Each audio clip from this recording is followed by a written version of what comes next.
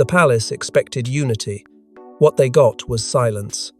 As senior royals gathered to mark the anniversary of King Charles's coronation, one absence sent shockwaves across the monarchy. Zara Tindall was nowhere to be seen.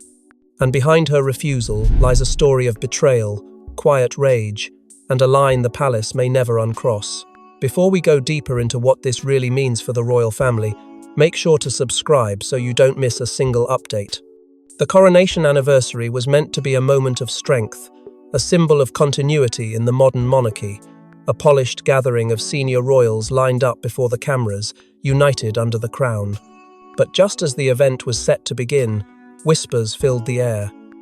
Zara Tindall, granddaughter of Queen Elizabeth II and daughter of the ever-resilient Princess Anne, had failed to appear. It wasn't a delay, it wasn't illness, it was deliberate. Palace aides confirmed, only minutes before the procession began, that Zara would not be attending. No explanation, no public comment, just absence. And in a family where silence often screams the loudest, hers was deafening. Behind the scenes, royal aides scrambled. For weeks, Zara had been expected to stand among the extended Windsor family, especially given her consistent presence at past events. Her refusal wasn't a scheduling issue, it was a statement, one that caught even the most senior members of the royal household off guard. King Charles himself was said to have been blindsided.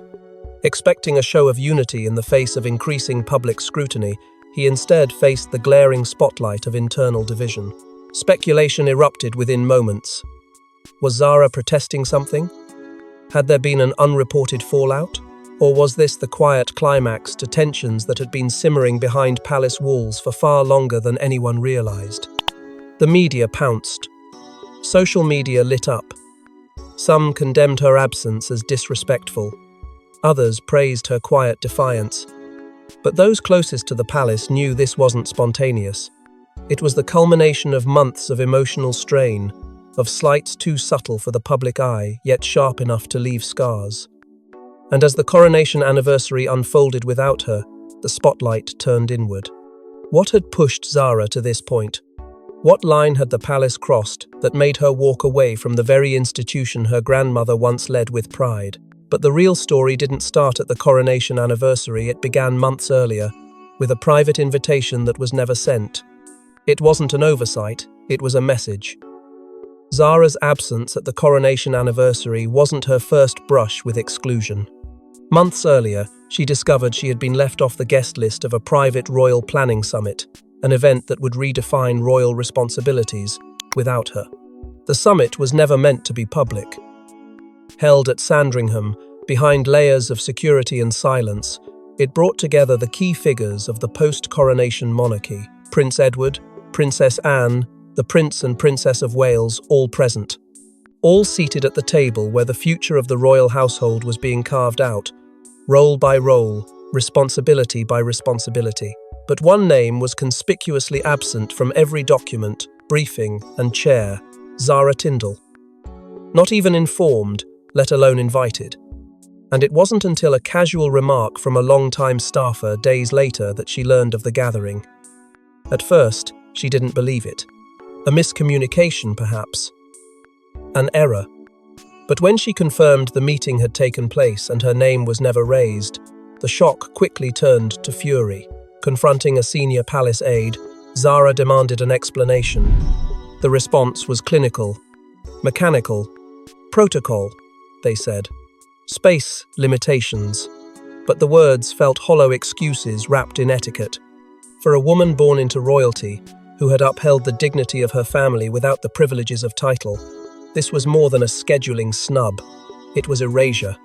And for Anne, who had fought so fiercely to preserve a sense of purpose within the extended royal bloodline, the exclusion of her daughter struck a deeply personal chord. Behind closed doors, she voiced her anger. But publicly, she remained composed. The palace could tolerate one defiant voice, but not two. Anne knew the cost of rebellion too well to risk it again. For Zara, however, the damage was done. The summit hadn't just been about roles. It was a signal of who mattered in this new chapter of monarchy, and who didn't. Every face at that table had a future inside the firm. Hers, it seemed, did not. She had served, supported, and sacrificed. And still, she was dismissed with a footnote. It wasn't just humiliating, it was strategic. A reshaping of the institution where blood was no longer enough. And if Zara hadn't already begun to pull away from the palace machine, that moment marked the beginning of a quiet retreat that would soon erupt into public defiance. And yet, what began as exclusion turned into something darker, because what Zara discovered next would change everything. A single piece of paper shattered years of loyalty. When Zara was quietly handed a draft of the new post-coronation royal structure, her name wasn't just absent, it had been removed. What followed was a firestorm behind palace doors that no press release could contain. It arrived not with ceremony, but through a whisper, a discreet envelope slipped into Zara's hands by someone who had seen too much and remained loyal to her, not the system. Inside was a draft of the newly proposed royal structure for the next chapter under King Charles. This wasn't just about titles, it was about visibility, influence, and access. And as Zara scanned the pages, one fact became heartbreakingly clear. She had been deliberately written out. No ceremonial duties, no listed appearances, no patronage allocations, no royal engagements. Her name had been erased from every future-facing plan, as if her decades of service, her bloodline, her unwavering discretion had never existed at all. Furious, and yet still composed, Zara confronted a senior aide. The response she received was cold, calculated, and devastating. The document, she was told, had already been reviewed and signed off by the king himself. And more damning still, it had been shaped by the influence of Queen Camilla, who had reportedly championed a refined inner royal circle, one that favoured clarity over sentiment and public roles over personal loyalty. Zara, in their view, represented an outdated branch of the monarchy visible, yes, but expendable. It wasn't just a snub. It was an institutional decision that cut deep into her very identity. The fallout behind the scenes was immediate. Princess Anne, already simmering from Zara's exclusion from the Sandringham summit, erupted in private. She confronted Charles in a heated exchange few dared speak of publicly. Those close to the situation claimed she accused him of cowardice, of abandoning family for optics. Charles, cornered, defended the decision as one of necessity, not cruelty. But Anne wasn't buying it. Her daughter had stood by the family through scandal, upheaval, and transition, and now she was being discarded to appease an image. The document, though quietly buried in revisions after the backlash, had already done irreversible damage. Word of its content spread quickly among other non-working royals. Beatrice and Eugenie reportedly demanded to see their own positions. Louise Windsor, still young and unassuming, was said to have asked her mother, "Will they forget me too?" What was intended to be a clean and modern reorganization had turned into a symbolic purge, and at the center of it was a woman who had never asked for a title, but had given everything to the institution anyway. But while documents can be shredded, reputations cannot, and one woman stood in silent solidarity with Zara, ready to defy the palace herself. The Princess Royal has never needed headlines to make her point. When Zara was sidelined, Anne didn't call the press or storm the gates. She made one calculated move that shook the palace's internal dynamic, signaling that blood came before protocol. In a monarchy obsessed with silence, Princess Anne has always been its steadiest enforcer, dutiful, loyal, unflinching. But when her daughter was cast aside with no explanation and no apology, something in Anne snapped. She didn't rage, didn't threaten the institution she's served for decades. Instead, she did what only Anne could do. She withdrew her consent. It began quietly. Multiple minor engagements were cancelled at the last-minute appearances Anne never missed, no matter the weather or the crowd. No explanations were offered, no substitutes dispatched, just absence. It was a breach in rhythm that set alarm bells ringing across royal schedules. And then came the second strike, two high-profile events where Anne was expected to appear alongside Queen Camilla were declined. Officially, the palace cited scheduling conflicts, But inside Clarence's house, no one believed that.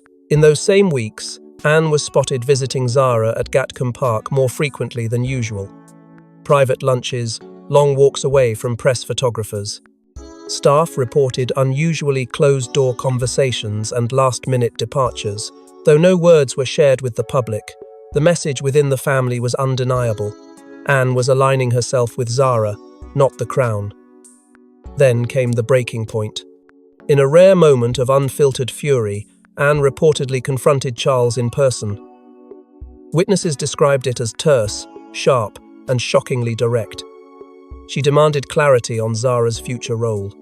She challenged the very concept of a streamlined monarchy that had room for controversy but no room for loyalty. She made it clear, if Zara was being forced to the sidelines, she would not stand silently beside those pulling the strings. Charles didn't budge. Cornered by rising media pressure and his desire to preserve a newly defined inner circle, he warned that including Zara would dilute the image he was trying to cement. It wasn't personal, he claimed it was strategic. But Anne knew better. She saw the move for what it truly was, politics masquerading as progress. And while she refused every interview request that trickled in through the press office, she didn't need words. Her actions carved through the noise. They showed a mother unwilling to let her daughter be erased for the sake of a throne Anne herself never pursued. To the outside world, it appeared as if nothing had changed. But within the palace, everyone could feel it. The tension, the fracture, the fear that Anne's silent rebellion could inspire more. And as the coronation anniversary drew near, the palace hoped Zara would quietly reappear, dressed in diplomacy, standing beside the very institution that had sidelined her. But what they didn't know, what they had grossly underestimated, was that Zara had made her choice. But as tensions escalated behind closed doors, the anniversary event loomed, and Zara had a choice to make. On the eve of the coronation anniversary, Zara made her choice.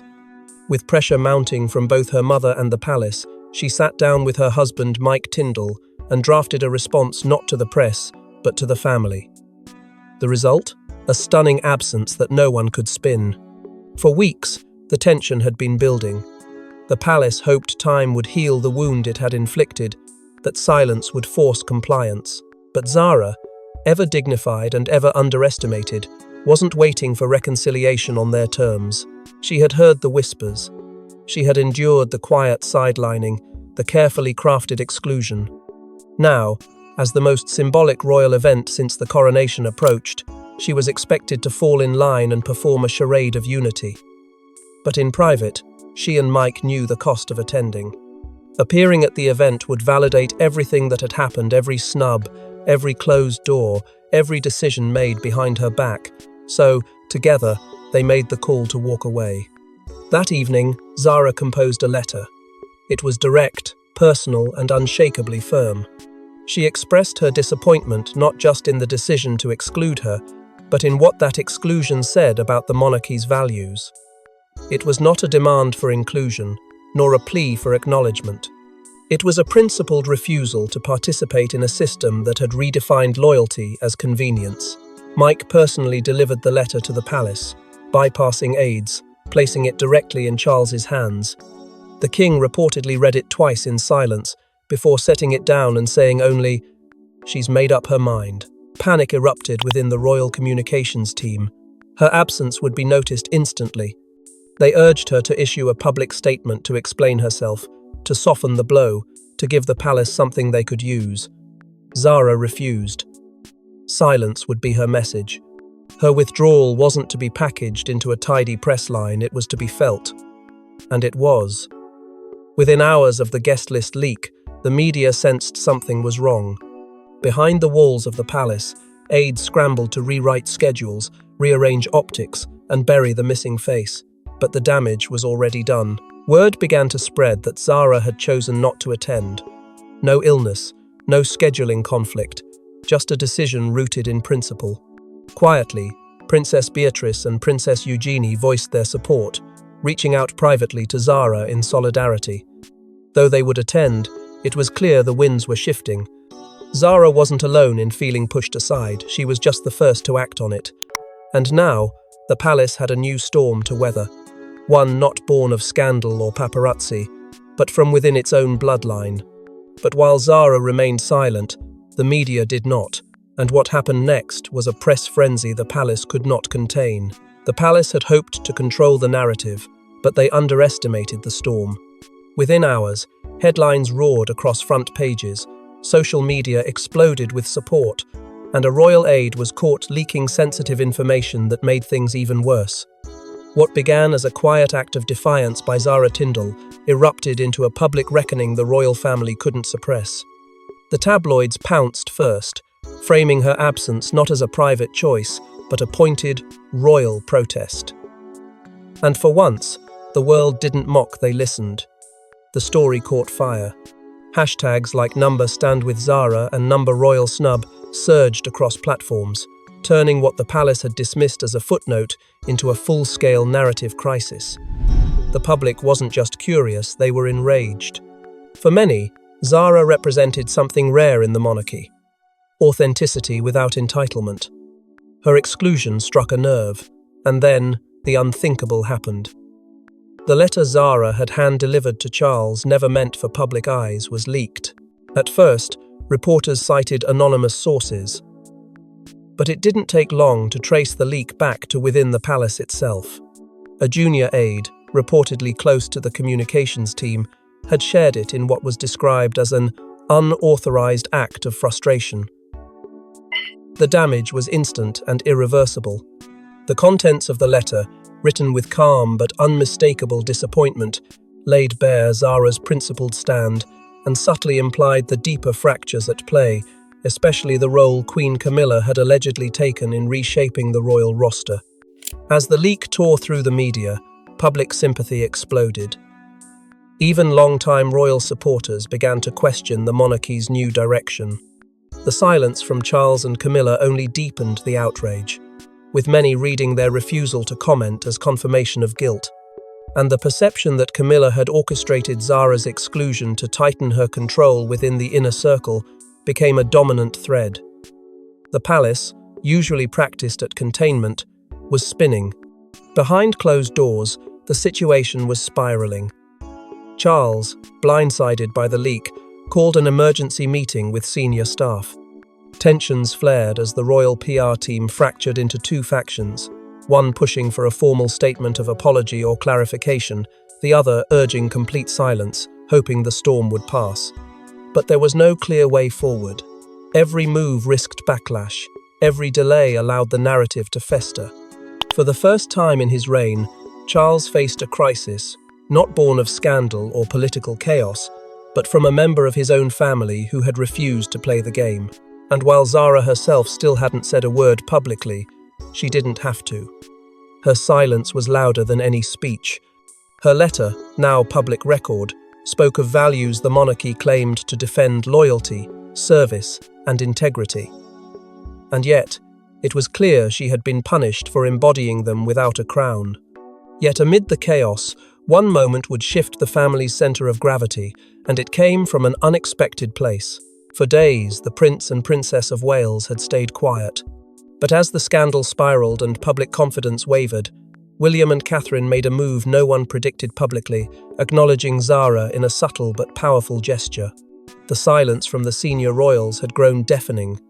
While aides scrambled and headlines raged, the monarchy's future king and queen watched from the eye of the storm, measured, deliberate, and waiting. But behind the scenes, William had already made up his mind. The way Zara had been treated struck a nerve. Not just because she was family, but because she represented everything the modern monarchy claimed to value: duty without entitlement, loyalty without fanfare. And now, she had been cast aside by the very structure they were trying to modernize. It wasn't just unjust, it was dangerous. During a speech delivered at a youth initiative only days after the media storm broke, William's tone was composed, but his message was razor-sharp. He spoke of the strength of family and the importance of standing by those who carry the spirit of service, whether seen or unseen, present or not with us today. The crowd heard it, the press heard it, and so did the palace. It was no coincidence. It was a direct acknowledgement of Zara's absence and a quiet challenge to the royal strategy Charles and Camilla had chosen to defend. Catherine followed suit, not with speeches, but with something even more pointed. According to insiders, she personally reached out to Zara by message, no formal call, no advisors present. Just support, direct, and human. Shortly after, an official Kensington Palace social media account posted a photo from the archives, an image of Zara and Catherine laughing together during a past engagement.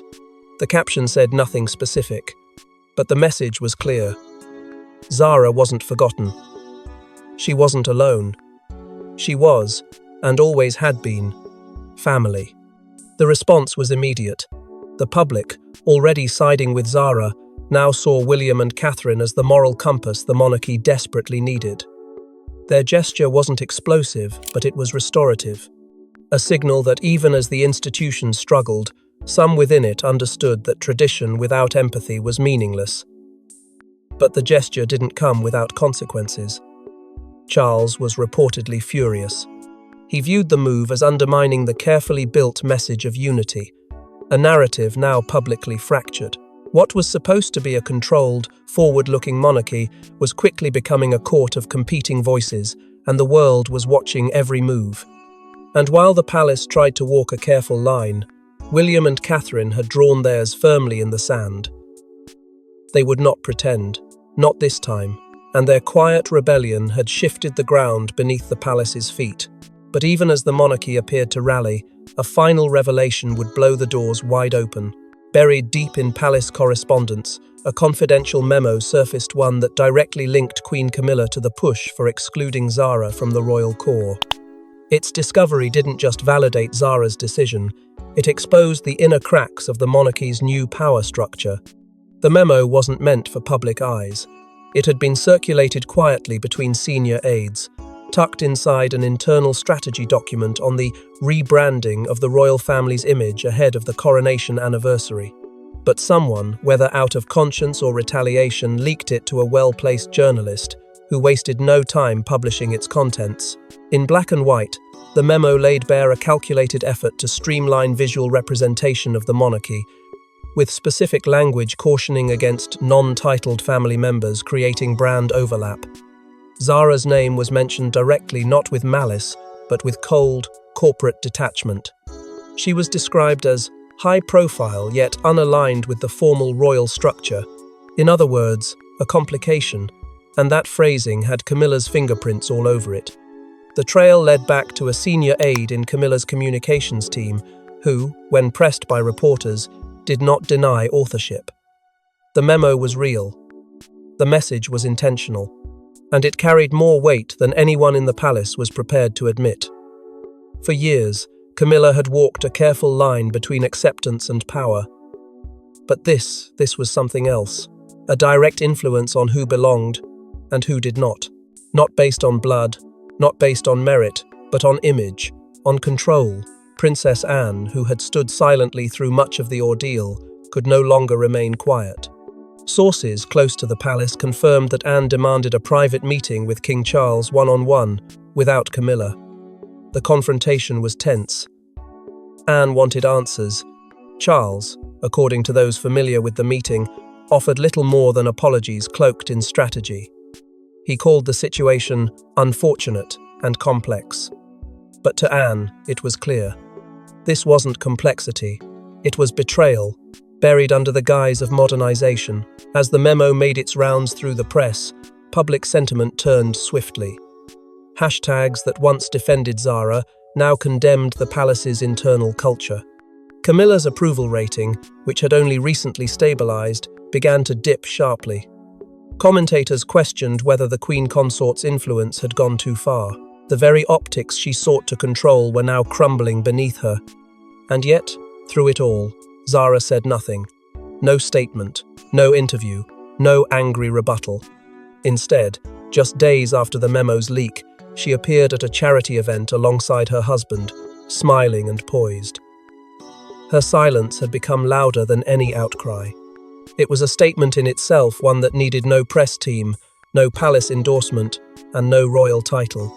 With trust fractured and the monarchy once again in crisis, one final decision would redefine the royal future.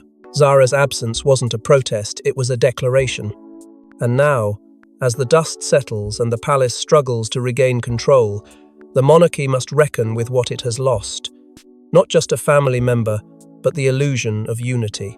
In the weeks that followed the anniversary, Zara Tindall's absence stretched beyond a single event. Not a single public appearance, not a single statement. No charity outings, no behind-the-scenes photographs leaked to calm speculation. The silence was not accidental, it was deliberate, controlled, and powerful. It didn't scream for attention. It whispered of finality. And that quiet withdrawal hit harder than any public rebuke ever could. The media didn't let up. Public sentiment shifted from curiosity to concern to full-blown admiration. For many, Zara's quiet resistance had exposed something larger, the fault lines beneath the monarchy's polished surface. The idea of unity had always been tightly choreographed, but now, the choreography had failed, and people noticed.